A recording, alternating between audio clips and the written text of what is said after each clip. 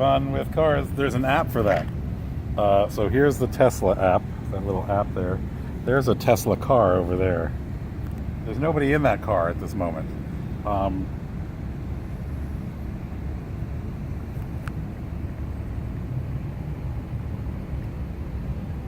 Sorry, just signing into my app. So there's nobody in that car. Not everybody knows the Tesla, the Model S, is a remote control car. You can move the car with the app. It's called Summon. And I'm going to have that car over there move forward.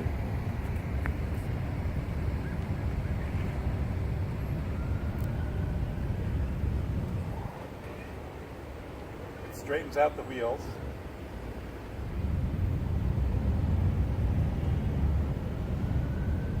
And this way, me and my lady friend can get in without bumping the adjacent car or that wall. There we go. Let's get in.